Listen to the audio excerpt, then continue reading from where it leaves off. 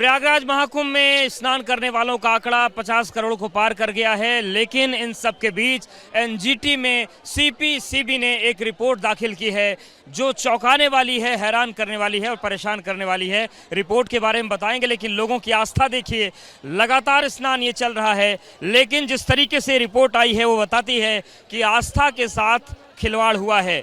दरअसल एनजीटी में एक रिपोर्ट सीपीसीबी की तरफ से दी गई, यानी कि सेंट्रल पॉल्यूशन कंट्रोल बोर्ड की तरफ से, और इस रिपोर्ट में यह बताया गया है कि जिस जल में लाखों की संख्या में लोग इस वक्त स्नान कर रहे हैं, स्नान हो चुका है, ये जो जल है ये गुणवत्ता में परिपूर्ण नहीं है।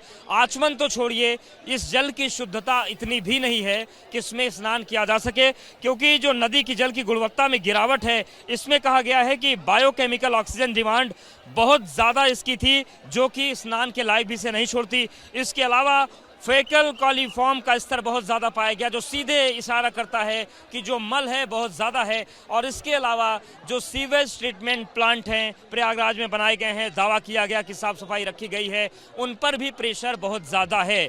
यानी कि नेशनल ग्रीन ट्रिब्यूनल में जो रिपोर्ट सीपीसीबी की दाखिल की गई वो स्पष्ट तौर से बताती है कि महाकुंभ का, संगम का, गंगा और यमुना का जो स्नान है ये लोगों के स्वास्थ्य के लिहाज से बेहद खतरनाक पाया गया है। और अब इसको लेकर अगली सुनवाई 19 को होगी, लेकिन सवाल यही है कि इस गुणवत्ता को बनाए क्यों नहीं रखा गया। सवाल यह है कि बड़े बड़े दावे किए गए, देश दुनिया को आमंत्रित किया गया, तो फिर जल की गुणवत्ता की मेंटेन करने की जिनकी जिम्मेदारी थी, क्या उनकी जिम्मेदारी तय की जाएगी? और सवाल यह भी है कि आस्था के साथ ये मजाक जो हुआ है, इसका जिम्मेदार कौन है और जिम्मेदारी कौन लेगा?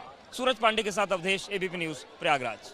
दुनिया बदल रही है और ये भारत के लिए ला रही है इन्फिनिट अवसर, जिसे हम कहते हैं minute infinite.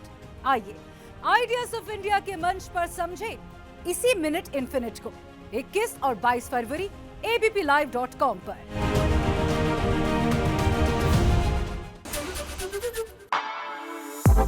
For exclusive and insightful videos, subscribe to our new channel ABP Live Premium.